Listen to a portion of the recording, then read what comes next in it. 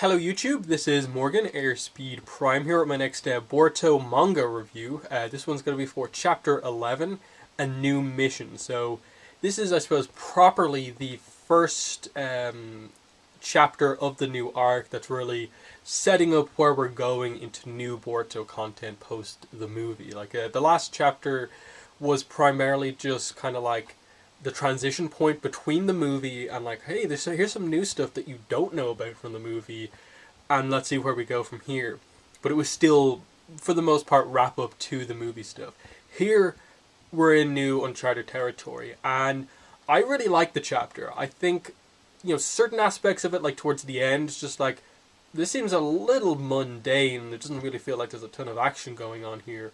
But there's enough kind of setup in the background that for sure something big, something actiony could happen at like any stage basically as we kind of go through the next couple of chapters.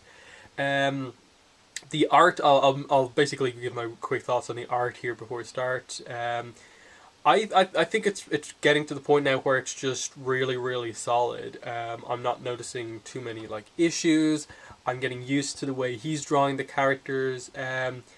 Obviously, like there'll always be those few characters where I don't necessarily like Ikemoto's designs, like Hinata. Like I think I'm always going to be a little bit like, that's not really Hinata, but fine, it is what it is. She wasn't really in this chapter, so that's fine. But how he draws like Boruto, Sarada, Mitsuki, and all these other characters, I think is fine, and it's getting to the stage where the art just feels very solid. But yeah, let's get to talking about the kind of gist of what actually happens in the chapter. It very much is, the start of a new arc. So we're continuing with the idea of like, okay, we're going to monitor what's happening with Boruto and the new seal that he has on his hand from Momoshiki. And we're just going to transition into this new arc where we're introducing the son of the current daimyo of the Land of Fire. And Boruto is going to be his bodyguard for now. And they're kind of introducing this kind of plot device type thing of this kind of trading card game, which we'll get into. And the son of the daimyo collects them, Boruto collects them, and they very clearly set up this idea that the son of the daimyo, the feudal lord, is looking for one particular card, and then Boruto's also looking for one particular card. And I think it's pretty obvious kind of what they're going for here, in that the card that Boruto keeps getting is basically the rarest card in the entire game, which is the 7th Hokage Naruto card that's like super rare. He has like 5 of them, he just keeps pulling it, and it's this idea that anyone else would be super happy with that, even to pull it multiple times. But him being the son of Naruto is just like this. There's this frustration with the fact that, like, even though he's over the issues with his dad, he's just like, he hates, in terms of this game that he plays, constantly seeing his dad in the pack. Whereas I think the Land of the Daimyo's son, actually, that's probably the one key card that he actually really wants, is that one that he probably hasn't been able to get. And then Boruto, I think the card he's probably looking for is probably modern day Sasuke. It's probably like the equivalent to the Naruto card here, but for Sasuke. Other than that, like I can't really be certain like what they're going for here. Maybe, just maybe, because Boruto is somewhat famous now because of his defeat of Momoshiki, there could be something like where they've just released a set and there's maybe a Boruto card in it there. That he's so famous that he's got like his first ever version of himself in the game or something like that. That probably isn't necessarily what's happening here, but that could be something like into the future of the manga where they go, where if Boruto really makes a name for himself, him appearing in this card game that he really likes could be a really interesting thing. But yeah, let's get into some specifics here. I think the first notable thing to start out with is Sasuke and Boruto talking about the seal. And Sasuke mentioning that it wasn't something as simple as paralysis. It felt as if time itself had been stopped.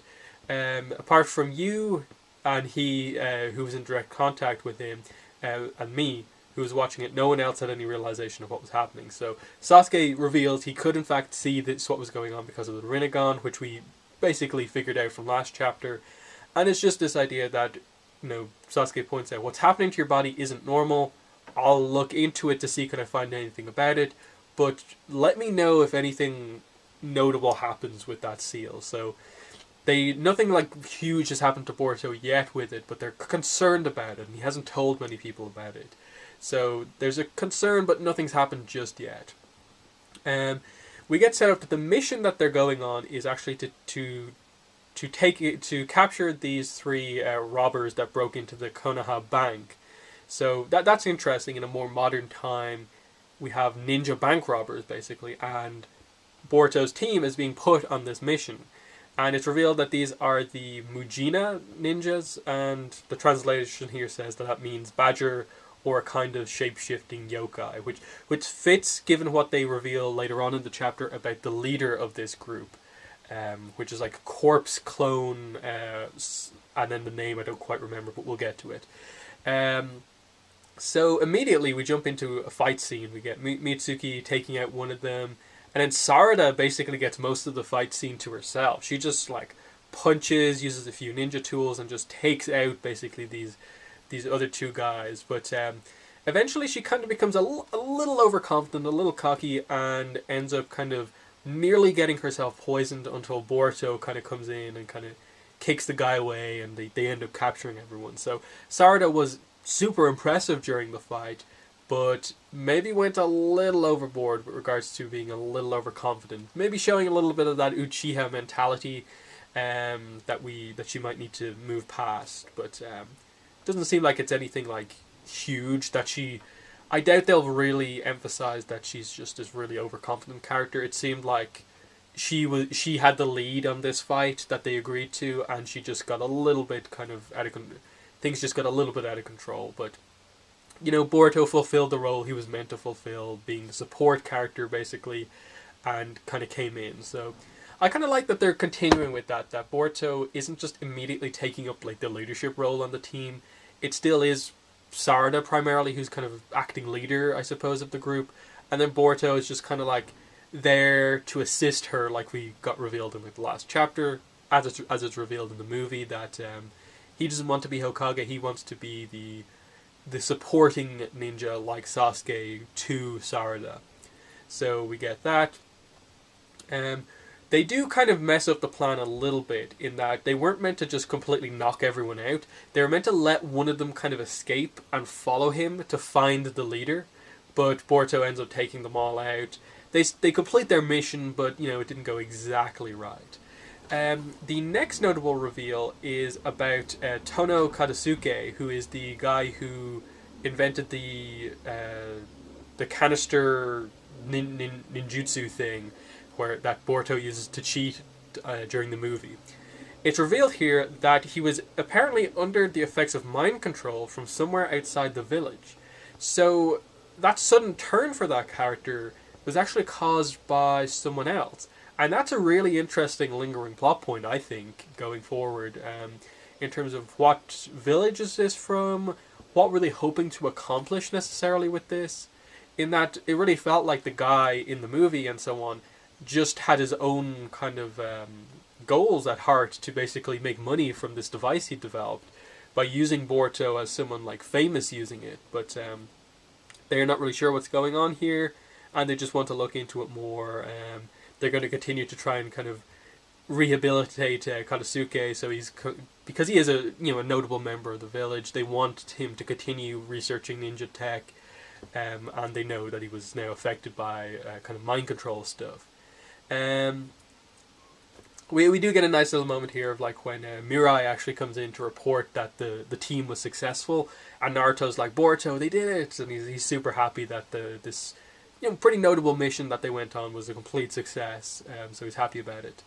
And later on then they reveal the idea of this guy, Corpse Clone Shojoji, who is one of the top 10 names in the bingo book, and Shikamaru talks about the fact that not only the bodies and voices of the people he's killed, but those within his memory, he's able to copy them and transform into them. So that's an interesting one in terms of like if we ever get revealed that a certain character has died recently, and they turn up again, it could be this guy. And if this guy is going to be like the main villain for this first arc, that could be interesting. Just this notable guy who's the leader of this kind of criminal thief gang of ninjas, and he basically kills people and can turn into them as a kind of subterfuge stealth tactic. That's interesting enough to me. But obviously, we're waiting to see if they have more to do.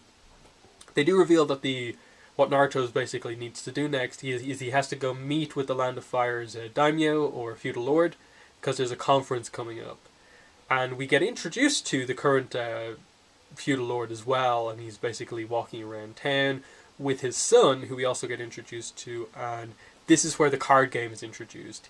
He, from a pack of cards, basically pulls part 1 Naruto as a rare card that he didn't have, and he basically just says all I needed was this one, but his father isn't very interested. He's too busy to care about this game that his son is actually passionate about.